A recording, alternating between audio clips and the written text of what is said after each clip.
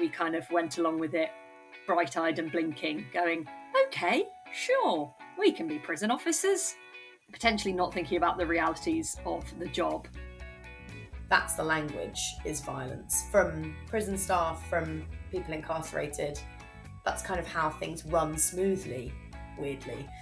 And it's how you kind of keep control and keep people safe, which feels so counterintuitive. So I think that was a really key part of recovering for me, was actually getting back to our creative practice properly, you know. So going back and writing a play about our trauma and seeing how much it helped, on par with therapy, on par with medication, on par with, you know, regular exercise. Like, it genuinely was a huge part of our healing and our trauma recovery.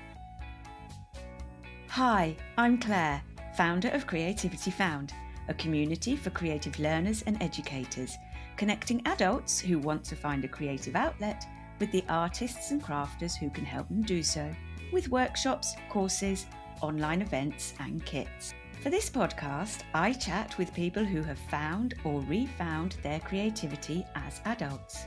We'll explore their childhood experiences of the arts, discuss how they came to the artistic practices they now love, and consider the barriers they may have experienced between the two. We'll also explore what it is that people value and gain from their newfound artistic pursuits, and how their creative lives enrich their practical, necessary, everyday lives. For this episode, I'm speaking with Ella and Harriet, the writers and performers of the play Sellouts, spelt C-E-L-L, which gives a very big clue as to the roles they both worked in before taking this brilliant show on tour. Please note that this episode features clips of my guests' work colleagues speaking about aspects of their jobs that you might not want younger listeners to hear.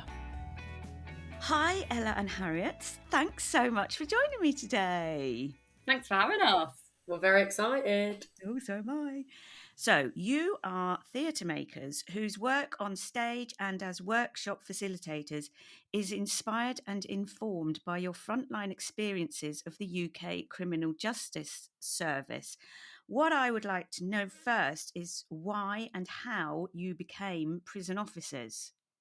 Well, we met at university, Ella and I was studying English and Elle studied English and theatre. So not necessarily the most conventional route into the prison service, possibly not what people would expect from an officer, but we were both really interested in like using theatre and arts for social reform and bringing it to people who maybe feel marginalised or don't normally have access. So we heard about a scheme where graduates were being encouraged to kind of join the prison service, and I was the one who emailed Ella the link saying we should do this, so it's all on me. I'll put my hands up to it. And yeah, that was why we kind of wanted to get involved. It was sort of pitched as being like a chance to see prisons frontline, work with those people who are incarcerated and have a real focus on like rehabilitation and positive impact in that system, which, you know, for better or worse, that was the intentions we went in with. A healthy dose of white saviour complex and a kind of social justice warrior energy, I think, was pretty key. And when you got there, what did the training actually involve? I mean, we were woefully underprepared. The training was 6 weeks long and it had a big focus on the sort of practicalities of the job. And considering that as a prison officer, you pretty much have to be a mental health expert because you're dealing with some of the most complex individuals in our society. And there was very little training around that. And there was very little training around how you also keep yourself safe from vicarious trauma, from corruption, from assault, all of those things. It was a lot of buzzwordy. It was very buzzwordy training. And we kind of went along with it bright-eyed and blinking, going, okay, sure, we can be prison officers. Potentially not thinking about the realities of the job. So yeah, 6 weeks, which flew by, and then we were on our landings, and the moment we got onto our landings, it was very much forget what you were told in training, you learn on the job. And it's very difficult because I'm not sure if any kind of training, unless it's the sort of like 2-year Nordic model where you get a degree at the end, could prepare you for that job, because it's unlike any other job that you'll ever come across in society. And it seems to me that you may have been missold, correct me if I'm wrong, but during the training, did you ever kind of get to think that this perhaps isn't going to be what I think it's going to be, that maybe I won't be able to do my good arty stuff there? And at any point in the training, did you think, perhaps I'll just leave this, perhaps I won't do this at all? We definitely should have thought those things. I think maybe we were at an age and a point where we weren't being overly critical, thinking kind of critically and really analysing the reality of what we were doing. I think in part the energy around slightly naive systemic saving was being preached to us as well. I think the training attitude was that that was all going to be feasible and possible. Even whilst we were in that 6 weeks, it was kind of like we were going to be the people who could change these individuals' lives. And that was the kind of rhetoric around it. And I think we very much bought into that, which, you know, for better or worse, possibly should have had our eyes slightly more open.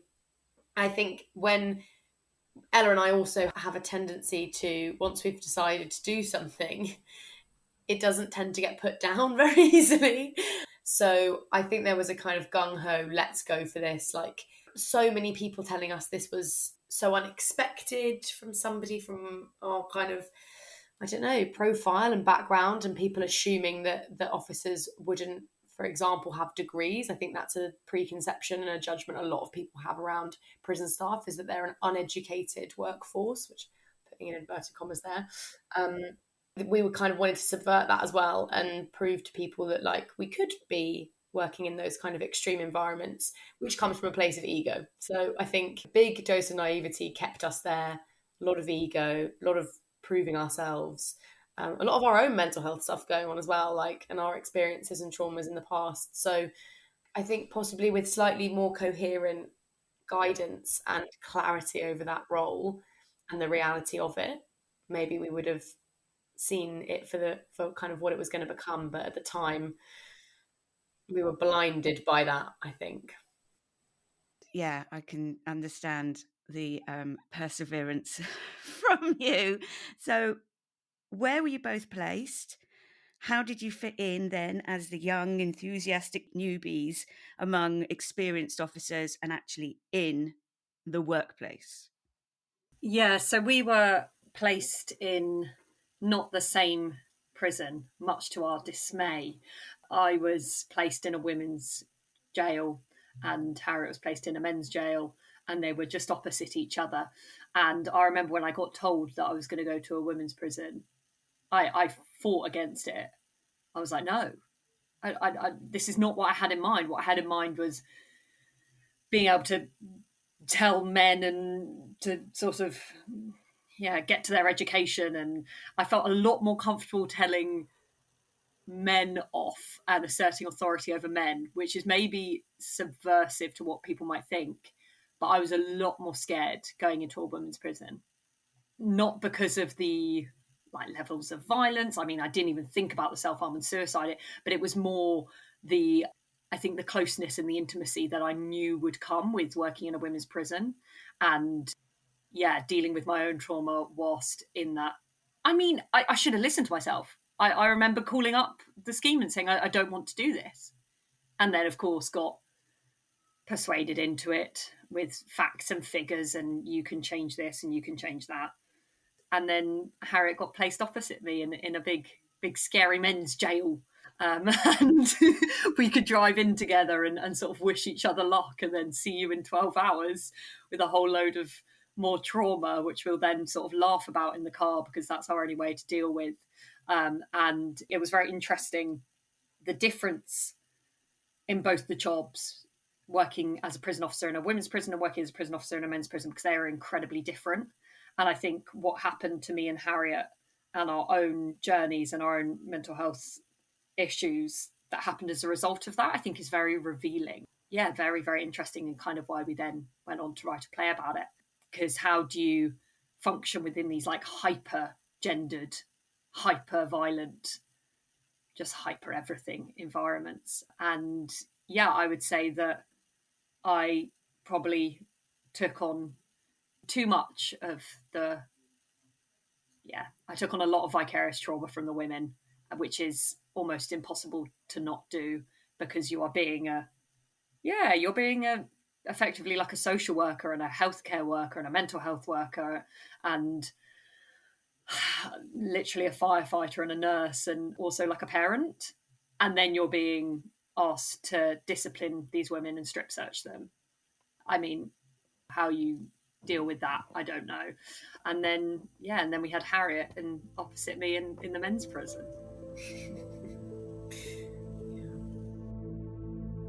A prison officer is a police officer, firefighter, nurse, psychologist, bin man, Tesco's, social worker. You are everything to these people.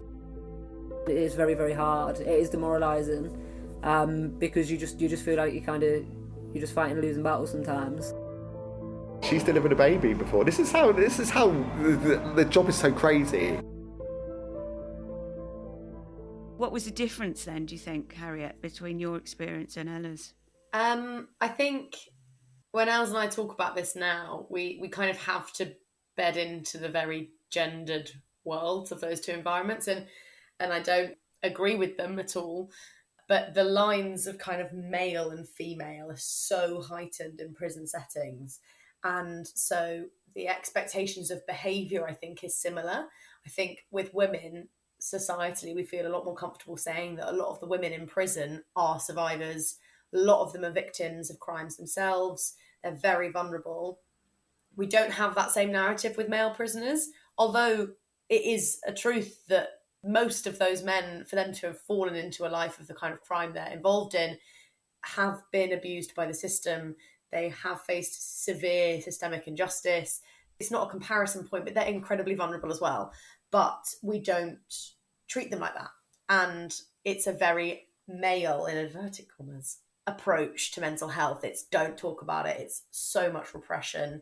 There's no space for vulnerability. There's no space for kind of talking about how you feel, even on a very basic level, expressing that, articulating it. There's just none of that approach to it. And that bleeds into staff, I think. So in male prisons, regardless of the gender of officers, I think the approach is a lot more crack on, tends to be more disciplinarian. There's not space for people to be talking about their traumas, often also because of the volatility of the environment. Like, violence is used as the kind of key currency and means of communication. That's the language, is violence. From prison staff, from people incarcerated, that's kind of how things run smoothly, weirdly. And it's how you kind of keep control and keep people safe, which feels so counterintuitive. It's very knotty to kind of unpick, but I work specifically with people with addiction issues and substance misuse. So the people I was working with had another additional level of complexity that, for me to keep them safe and consistently ensure they were medicated, I shut off pretty much all of my kind of humanity. I'd love to sit here and talk to you about what the root of your addiction is, but if I do that, I'm not going to medicate this person. They're probably going to overdose and they'll go into cardiac arrest. So to keep people safe, I can't see you as human. And that's kind of the headspace that I moved into. I think maybe Els moved into like seeing people in prison as the only humans and dehumanizing herself, and I dehumanized the people there. So it was definitely a big contrast. And I think, the kind of ramifications on the self are similar. I think we both erased all of our own needs and ourselves as people in order to wear that uniform. But you handle people in quite different ways. It was very like respect driven. It was very kind of etiquette based in the men's prison. It was a lot around, hierarchies, structures, how you engage with those men. Yeah, it was really different. And I'm almost now glad that we can look at those two angles and compare and contrast them. Was it worth it for the trauma? Probably not. But I am glad that we have those different perspectives. I think it's really important because there's not a single experience that people have within the prison system. So it's important that we get both sides. I'm going to be very flippant here, but yes, it was rather good that you both went through your very different experiences, and therefore you were able to give a much better show at the end of it. Really? Literally. Suffer for your art, guys, you know. To a whole new level. Anyway, sorry, all laughing aside. It sounds like, obviously, more than a 9-to-5 job in so much as it's your whole being. You take on a role, you take on a character when you are in the prison. Did that infiltrate into life outside of the prison walls? For me, it definitely did. The extreme trauma which you witness and the extreme violence and self-harm and mental health crisis and the stories you hear, of course it's going to permeate your mind and your identity and what you become, and I definitely noticed it blurring into like my personal life and into my subconscious and into my dreams. I'd have nightmares, I'd have waking up thinking I was in the prison and stories I'd heard, and it very much gets in your mind. And the stories that I heard and the things that I witnessed genuinely still haunt me today. Like, I don't think you can quite understand unless you've been in that environment just quite how extreme it is. And so it still bleeds into my personal life, 2 years later or however long. But at the time, I didn't realise that blurring, which was where it kind of gets scary. And there's very much this, right, once you hang your keys up, you leave work in the prison walls. And I would say that in theory, going, yeah, okay, cool, we shut the gate and we go home. But that's not how the mind works, and it's not how the body works. Like, your body holds all of that adrenaline, all of that trauma, all of that tension. You're in fight and flight 24/7 in the environment. So it's not like you can then just shut a gate and go, cool, yeah, forget about all those people that I've just had to lock up. It's not how it works. And as a result, I think I became, very anxious, but also angry, resenting of a world that seemed very flippant when I returned to it. And everyone was talking about oh, what they're doing at the weekends and blah, blah, blah. And I just couldn't engage in those conversations sometimes. And other issues paled into comparison, when that's not how life should be. It's not always trauma top trumps and it's not comparative, but it became that. I was like, how can people be complaining about this when I've literally just seen someone try and take their own life 20 minutes ago at work, or someone set themselves alight in their cells and had to deal with that.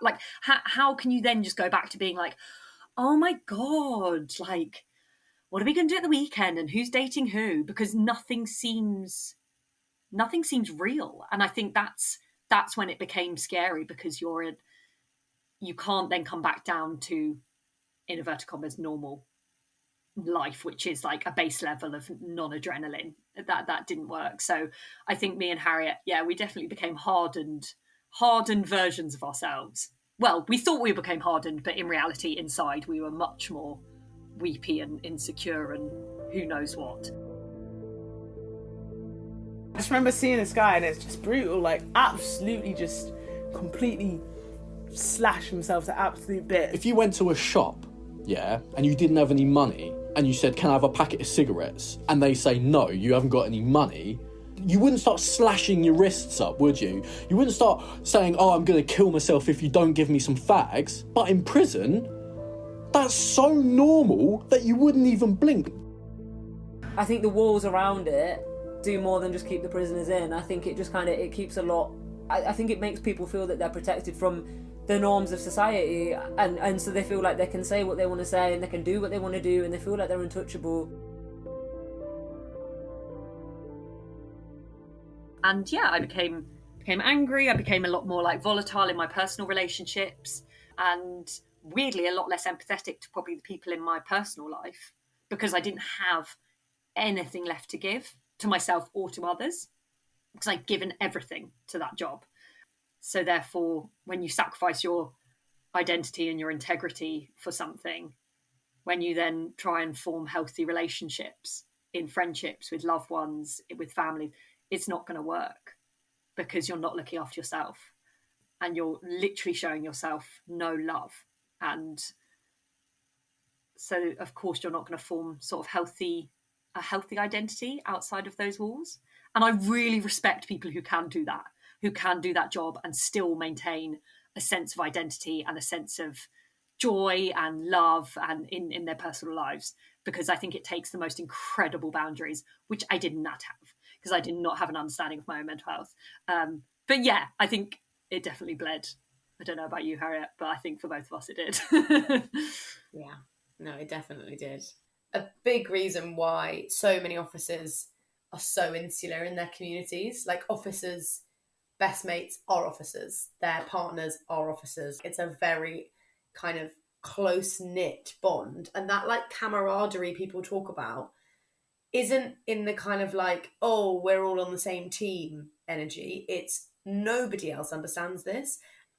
I think friendships that you have with fellow colleagues, you don't ask for anything from each other because it's the only other person who understands that we're all completely empty. Like our cup is empty.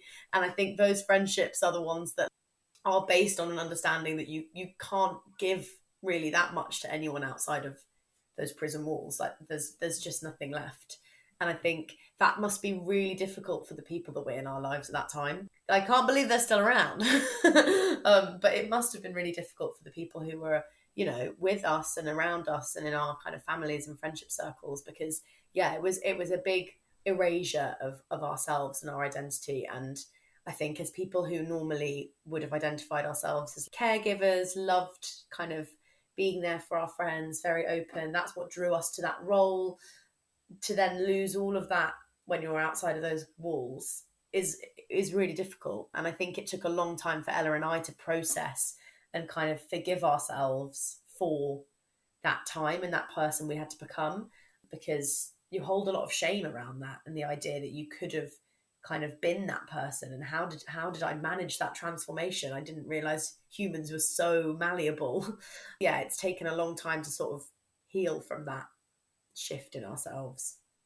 Let's come to that then. Let's start to come to the healing and the coming out of it, because that's very, very emotional what you've been talking about. And I'm a bit jittery just listening to it, let alone actually experiencing it for myself. I want to know then how you did decide to leave. Was it a slow burn? Were you seeing things in each other? Because you've spoken about other people not understanding, and obviously you did have each other. I don't know how much of it you saw in each other. How did you then come to both of you decide to leave? And also, how did you physically leave? And how did you emotionally and psychologically leave as well? I think it was very, very interesting to reflect back on how those interpersonal relationships between me and Harriet and me and loved ones affected my decision. And I had people from 6 months in going, this is destroying you, please, like I'm begging you to leave. And Harriet would never have told me to leave because she knew that that's an impossible ask, because her asking me to leave is asking me to like leave behind those women who I've tried desperately to care for and to leave behind a whole workforce that I'm now trauma bonded to. And so we never directly told each other to leave. But I think there was a time where Harriet went, oh, I might stay on for a bit. And I remember the world fell out from under my feet because I went, well, if she stays, like I'm staying. And no, I don't think people understand that until they've been like trauma bonded in that kind of environment with somebody else. And because we lived together, it was kind of this thing of, yeah, I have to stay, and I have to stay for those women. And leaving is selfish. That's what it felt like. It felt like leaving is incredibly shameful and selfish. And I failed. I failed these women, and I failed this system. And do you know what? If Harriet's going to continue, I have to continue. And I think I remember us having the conversation being like, Harriet being like, oh, I might stay. And me being like, okay, yeah, maybe I'll stay. And I think her then being like, Christ, you can't stay. Right, we better both go. Because I was in such severe mental health crisis, which I couldn't see. But I think it was weird. It was like, Harriet was like, right, okay, well, I better leave then because Ella definitely needs to leave as well. And ultimately, Harriet was also in absolute crisis. We were just dealing with it in different ways.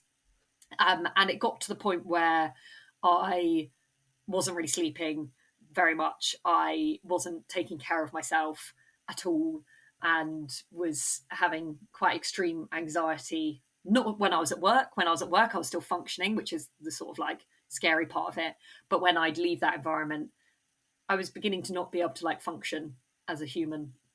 And that was where it kind of like it all crumbled, and a few very traumatic things happened in a sequence of events leading up to me then leaving, which basically meant I couldn't continue.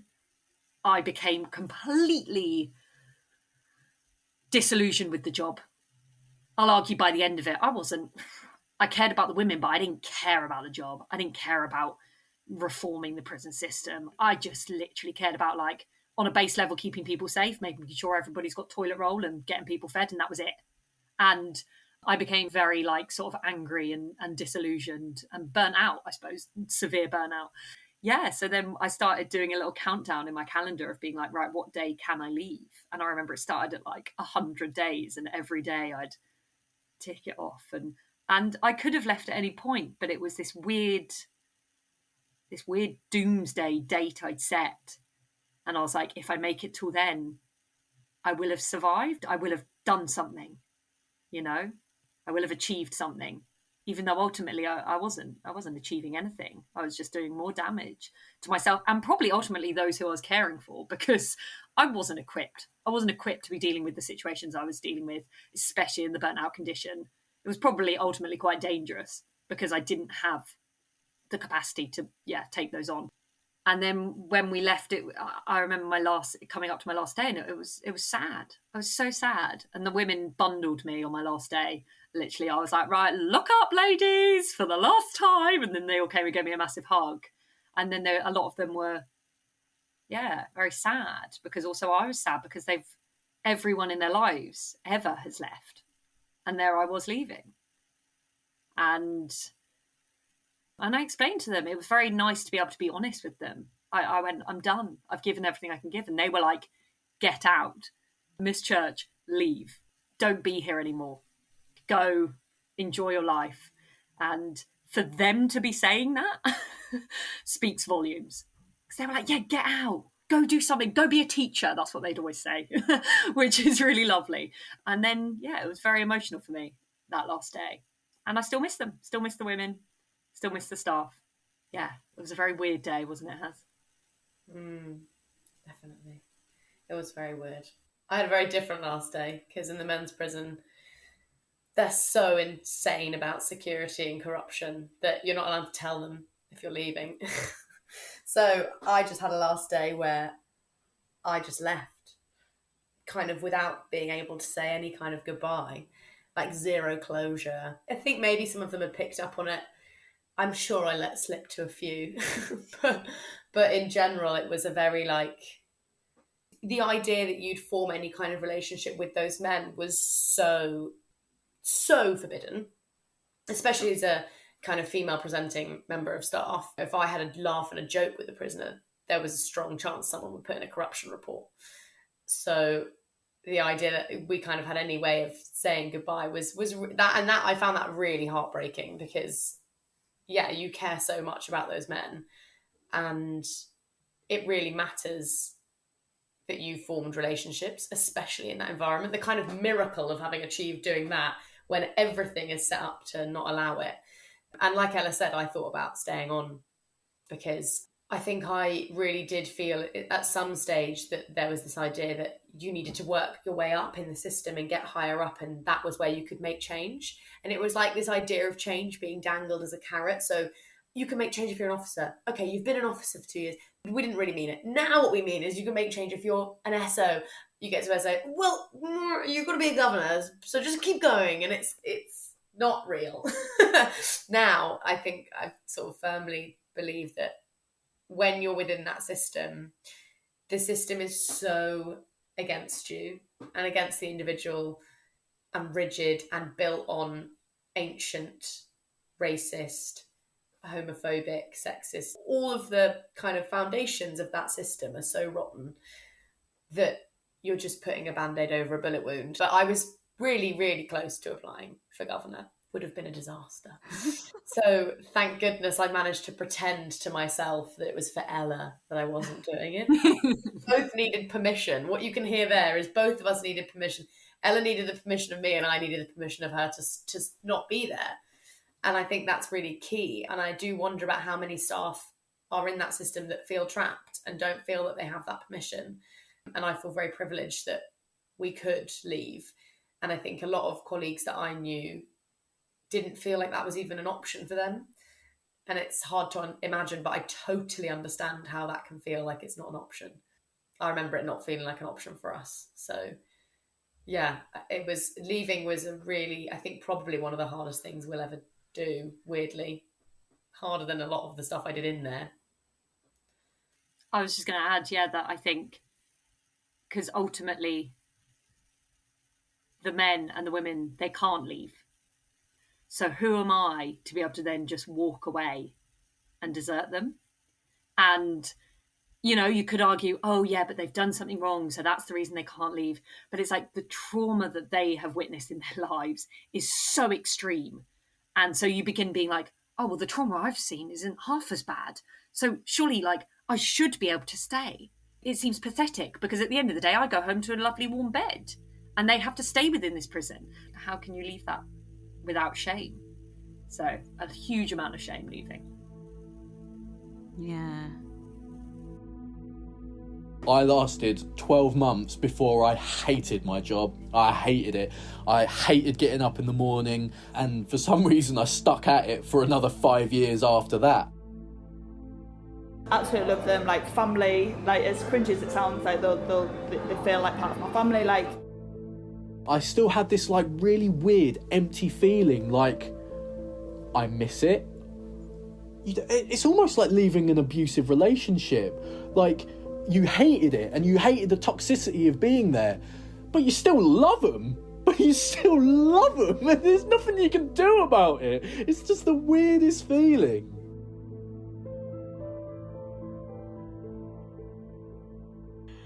Okay then, yeah, I completely understand all of that. But tell me about you and your experiences of the time after you left, when you did give yourself permission to leave. And of course, after that, everything was wonderful. Everything was happy and lovely again. Presumably that's not the case. Kind of, what was your recovery process? It was long. It was long. I think it's ongoing. So Ella and I left literally just before COVID. So we came out into a world that was altogether different. And I think maybe because the world was undergoing such a unprecedented, the catchphrase, moment, it almost gave us, again, that permission to kind of treat ourselves differently. And initially, I ran straight out, and now I can look back and say with confidence, with quite a huge adrenaline addiction, having spent 2 and a bit years in full fight or flight every day, my body was seeking that adrenaline. So I joined a kind of really lovely, fantastic theatre company and was regularly seeking out kind of the most stressful options. I think I was looking to create that similar sense of adrenaline and stress.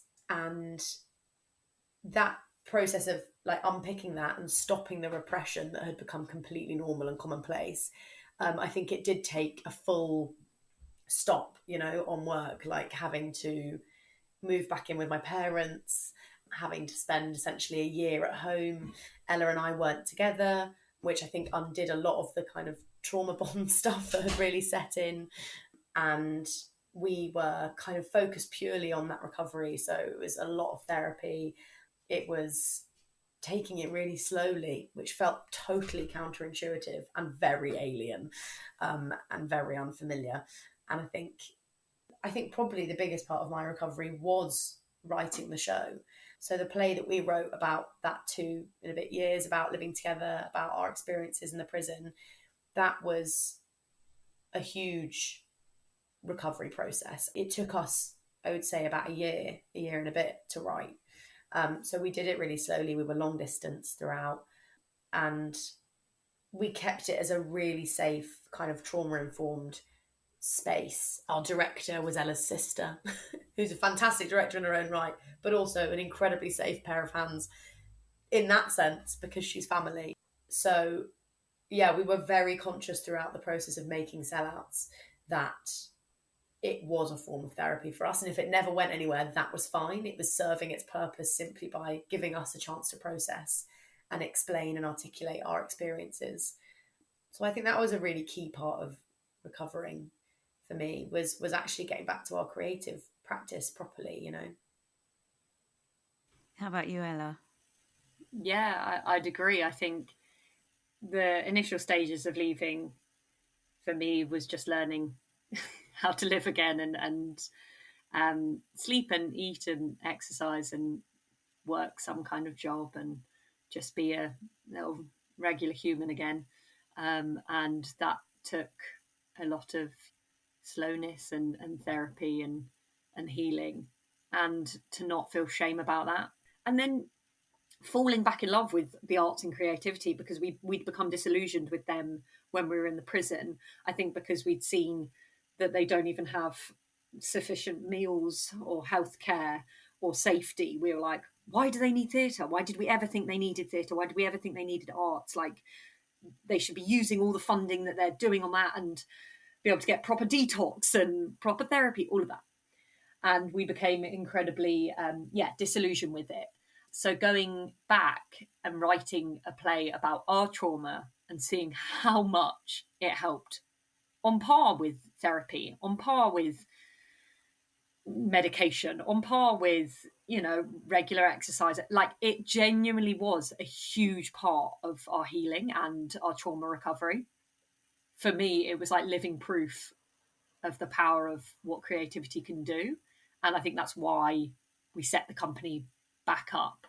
Not back up. It was never existed in the first place. We just set it up to then be able to share some of that with the people who we had come into contact with, because it was so joyous, and it reminded us how to like laugh and love and connect with humans and feel joy, which we hadn't in a long time, and which the prison environment is, well, set up in a way that it tries to remove every element of joy and every element of humanity, and ultimately creativity and the arts bring that back and allow space to do that, which is very rare in those environments. So that's why we then set the company up.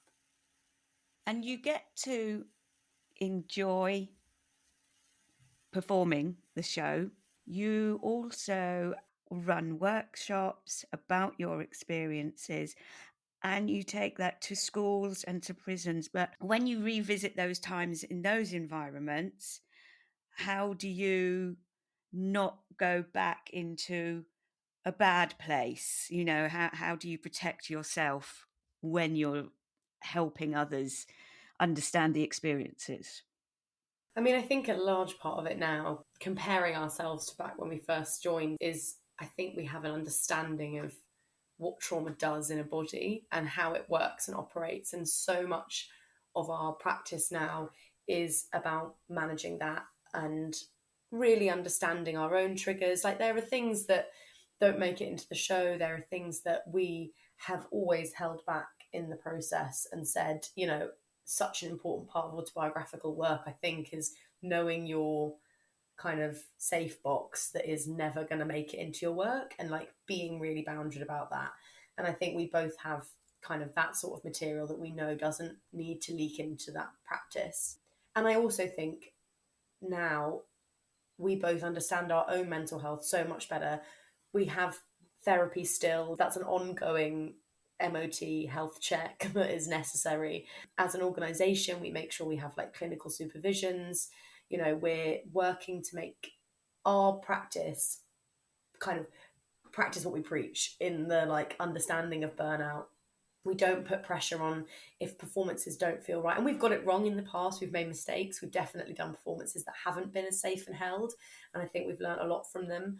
But knowing that now I think we are kind of equipped to maybe hold that space for people, but we're not coming in and saying, tell us all your trauma. You know, we're not therapists, and we can say that from the get-go. And we can say, like, this is as much or as little as you feel comfortable sharing, and let's keep it safe, and let's make sure everyone's grounded.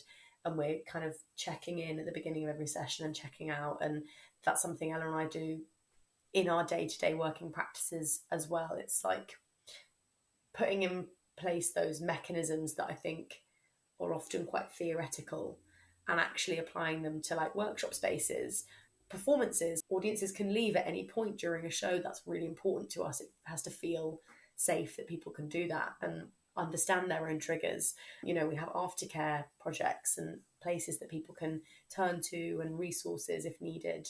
And I think there's a lot of really interesting work being done like that in the kind of creative scene at the moment. Like Clean Break's latest show had a lot of amazing trauma-informed practices around keeping it safe. And I think so many companies should be looking at that. And I think it's something that we're really passionate about.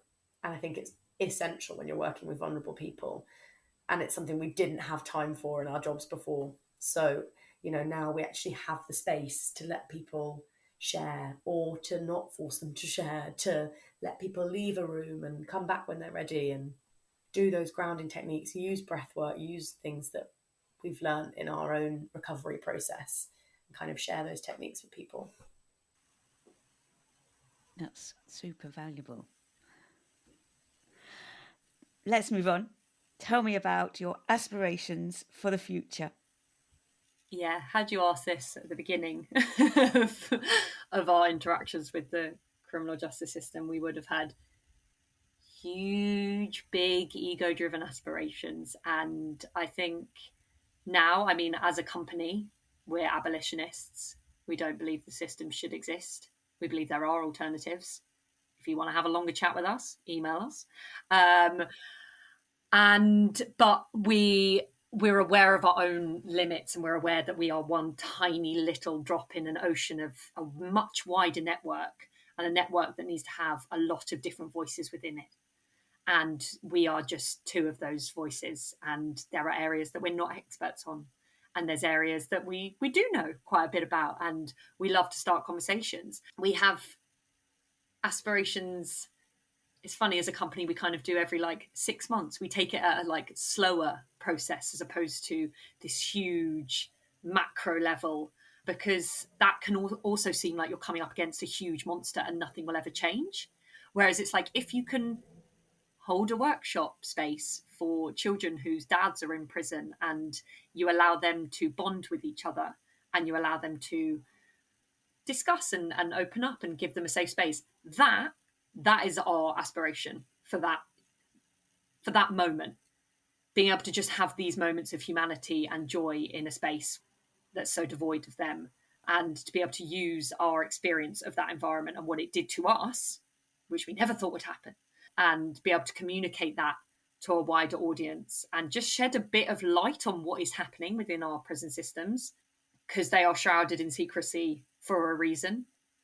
And the government are very, clever in the way that it's shrouded, and they don't want people to be able to see what's going on, because it would never be allowed. And the violations against humanity that happen every single day are so extreme that we want to now be able to provide people who have come into contact with that and with some of those injustices just a small space to be able to begin that processing and talk to people who have also had experience of that, and start a conversation where it's not, me and Haz always talk about, it's very binary when people talk about prisons. It's very black and white. You either have to be abolitionist, or you have to be for, you have people who've done wrong, so they must be in prison. And there's never this area where you can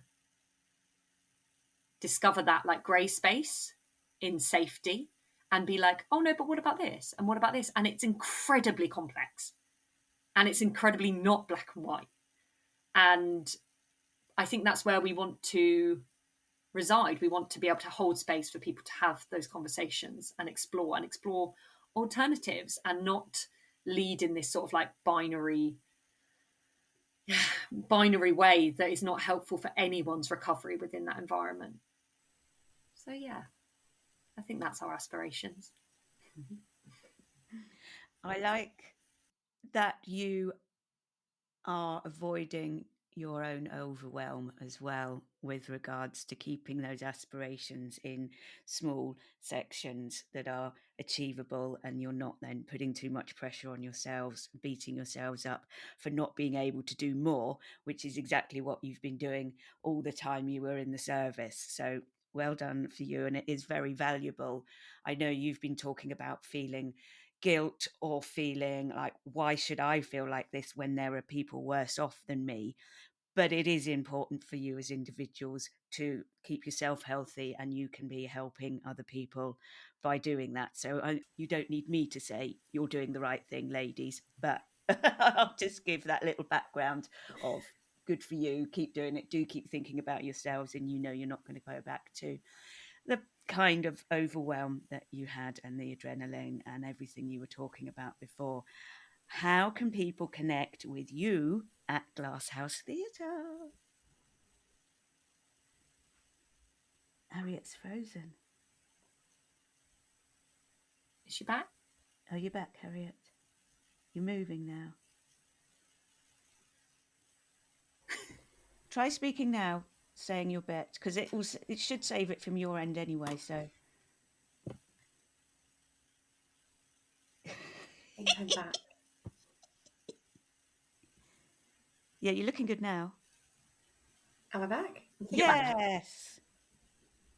Yeah? Okay, I'm glad I sound like I'm back. You both look like mad robots, but that's fine. So people can connect with Glasshouse by emailing us. Yeah, you go. I'm going to keep this in, by the way, guys. Oh, you got to laugh, don't you? I think Harriet is a little bit behind us, and that's we're looking like robots. She's a bit fuzzy, and you're speaking over each other now, which is lovely. Who should? And now we don't know who should talk because Harriet's in a different time zone. She's in a different time zone. Transported. Okay. I'm just gonna before you start, Harriet has written in the chat, "Els go, I'll shut up." So off you go, Els. At least she knows when to shut up. Yes, so if you do want to get into contact with us and find out more about the work we run, we have a website, glasshousetheatre.co.uk, and you can just drop us an email, because we're constantly expanding and changing and exploring what we do as a company. So we always want to hear new ideas and new collaborations, or if you just want to chit chat, please do drop us an email, and you can find that on our website. We have lots of projects and exciting things coming up in the community, in prisons, and in the theatre industry. So yeah, we love hearing from people. Thank you so much for speaking with me today. I just wanted to say how much enjoyed seems like the wrong word, but I did enjoy Sellouts. It was eye-opening, as I'm sure you would hope that it would be, and I did think it was exceedingly good, because otherwise I wouldn't have asked you to come on the podcast. So I can highly recommend Sellouts. If it's travelling around near you, do please check it out. Thank you so much for talking to me, Ella and Harriet. Harriet, do feel free to say goodbye. I'm sure it will be recorded and I'll be able to pop it in. So thank you so much. And thank you. Thank you so much. It's been a joy. Hopefully I'm back. Thank you so much. It was absolutely lovely. Even if I did disappear at one point. It's all part of life's rich tapestry. Thank you. Thanks so much for listening to Creativity Found. If your podcast app has the facility, please leave a rating and review to help other people find us. On Instagram and Facebook, follow @CreativityFoundPodcast, and on Pinterest, look for @CreativityFound. And finally, Don't forget to check out creativityfound.co.uk, the website connecting adults who want to find a creative outlet with the artists and crafters who can help them tap into their creativity.